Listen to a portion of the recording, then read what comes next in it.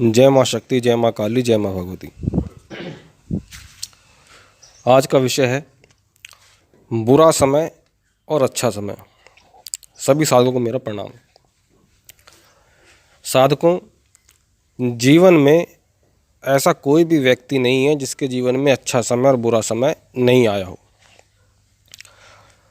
बस उसमें अंतर ये होता है कि जब अच्छा समय होता है और व्यक्ति तरक्की करता है, बढ़ता चला जाता है, तो उस समय वो सोचता है कि जो कुछ भी हो रहा है मेरे ही प्रताप से, मेरे ही कारण हो रहा है। और एक के बाद एक सुख सुविधाएं उसे मिलनी चालू हो जाती हैं, पैसा आना चालू हो जाता है, घर मकान बनना चालू हो जाता है, गाड़ी घोड़े आ जाते हैं, शादी हो जाती है, संतान की प्राप्ति हो जाती है, तो बड़ा प्रसन्न रहता है, बड़े आनंद में रहता है। लेकिन जब बुरा समय आता है तो बारी बारी जब ये जाने भी लगती हैं चीज़ें कि गाड़ी की दुर्घटना हो गई, गाड़ी ख़त्म हो गई, संतान की किसी बीमारी से, किसी दुर्घटना से मृत्यु हो गई, या विवाह नहीं हो रहा, या एक के बाद एक बहुत भारी संकट उसके ऊपर आता जा रहा है, कर्ज बढ़ता जा रहा है, तब वो ये नहीं सोचता कि ये मेरे कारण हो रहा है, तब सोचता है कि ये सब ईश्वर कर रहे हैं।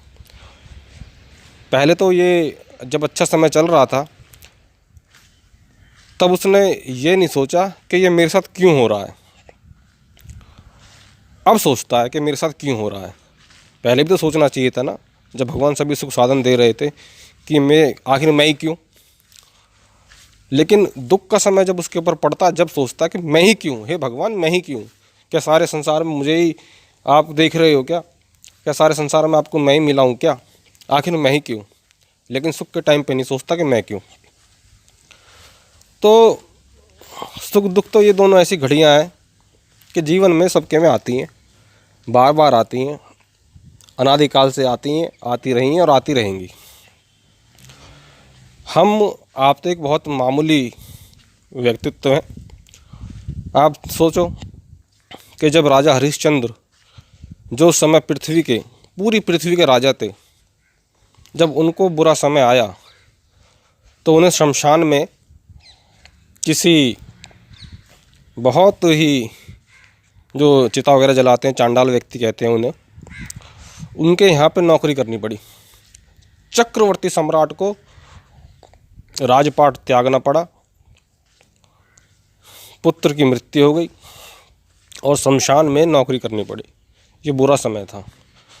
और वो वापस फिर चक्रवर्ती सम्राट बने, ये अच्छा समय था। जब भगवान श्री कृष्ण, जिनके साथ सदा रहते थे, पांडवों के साथ सदा रहते थे, हम और आप तो पूजा करते हैं और चाहते हैं कि हे प्रभु हमारे ऊपर कृपा करो, और उनकी कृपा से हमें रास्ता भी मिलता है। लेकिन उन पांडवों के साथ तो सदा ही रहते थे। जब भी पांडव याद करते थे तब वो हाजिर हो जाते थे, या पांडव उनसे मिलने चले जाते थे। लेकिन उन भगवान श्री कृष्ण के रहते हुए भी पांडवों के साथ क्या कुछ नहीं गुजरा। राजा बन गए, राजा बनने के बाद में चक्रवर्ती सम्राट बन गए, चक्रवर्ती सम्राट बनने के बाद में वापस सब कुछ लुट गया, छिन गया, और 14 साल तक, 13 साल तक वनों में भटकते फिरे। वो उनका बुरा समय था। और उससे पहले अच्छा समय था, और वापस फिर अच्छा समय आया और फिर वो सम्राट बने। तो सबके साथ है, ये जीवन का वो चक्र है जो सबके साथ है। अच्छा, दुविधा कहाँ हो जाती है? दुविधा यहाँ हो जाती है जब व्यक्ति ये नहीं जान पाता कि ये जो बुरा समय चल रहा है ये चलेगा कब तक, क्योंकि नॉलेज नहीं है, ज्ञान नहीं है। यहाँ पे ज्ञान की ज़रूरत पड़ती है। अगर कोई व्यक्ति भारी संकट में है तो उसे ऐसा लगता है कि मेरा अब सब कुछ समाप्त हो गया है और अब जीवन में कुछ भी नहीं बचा है, और पता नहीं जीवन अब कब तक ऐसे ही चलता रहेगा। उसे कोई रास्ता दिखाई नहीं देता। उसे लगता है कि अब ये सदा ऐसे ही चलना है, ये सदा ऐसे ही चलना है, सदा सदा के लिए हो गया सब कुछ ही, ये बुरा समय सदा के लिए आ गया है। और बहुत तरह के नेगेटिव विचार उसके मन में आते हैं। कई बार तो आदमी इतने डिप्रेशन में भी चला जाता है कि आत्महत्या तक कर लेता है। ऐसा उसने इसलिए किया कि उस मानसिक वेदना को, उस मानसिक तकलीफ़ को झेल नहीं पाया।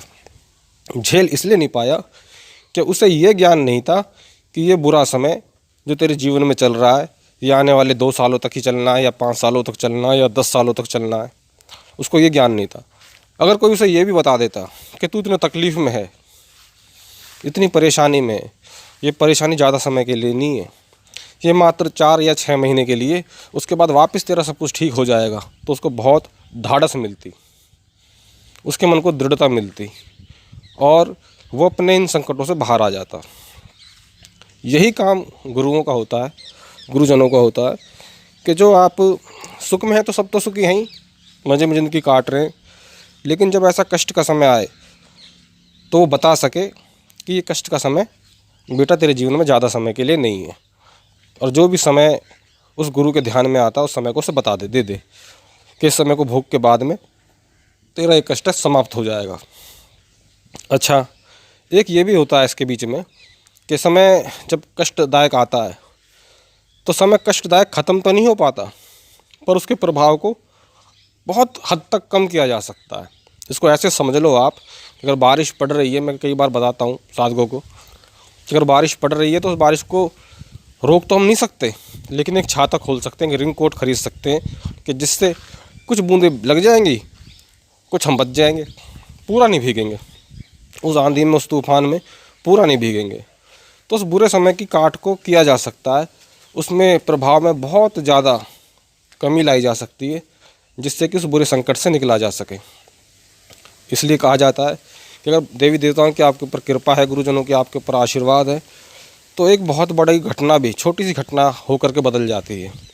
जहाँ पैर कटना था वहाँ कांटा चुभ के वो घटना टल जाती है। तो इस तरह प्रभाव को कम किया जा सकता है, बुरे समय को टाला नहीं जा सकता, बुरे समय के प्रभाव को बहुत कम किया जा सकता है। और कम करने का एक ही रास्ता है, वो है साधना, तपस्या, मंत्र साधना। इसके अलावा कोई रास्ता नहीं है। कारण कि जो भी संकट आपके जीवन में ये बुरा समय आया है, ये किसी पूर्व जन्मों के कर्मों की वजह से, या तो अब के कर्म होंगे या पिछले कर्म होंगे, उन कर्मों की वजह से ये संकट आपके जीवन में आया है। अब आप उसके प्रत्युत्तर में कुछ ऐसे शुभ कर्म खड़ा कर दें, कुछ ऐसे कर्म कर दें, साधनात्मक ऐसी साधनाएं कर लें जिससे उन कर्मों का प्रभाव जो है ख़त्म हो जाए या बहुत कम हो जाए। हम करते हैं ना, बुखार आता है तो हम दवाई लेते हैं, उसके प्रत्युत्तर में ऐसा कर्म करते हैं कि उसका प्रभाव कम रह जाता है।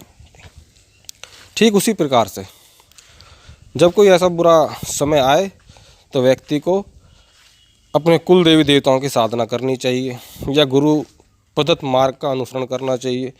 तो उसका प्रभाव बहुत ज़्यादा 60%, 70%, 80% तक कम हो जाता है और वो बुरा समय हल्के में चला जाता है। तो ये है अच्छे समय, बुरे समय जो सबके जीवन में आते ही हैं। पर अगर ये ज्ञान हो जाए कि समय ज़्यादा लंबे टाइम के लिए नहीं है, हम इससे निकल जाएंगे, तो व्यक्ति सहज ही उसको पार कर लेता है। जय माँ शक्ति, जय माँ काली, जय माँ भगवती।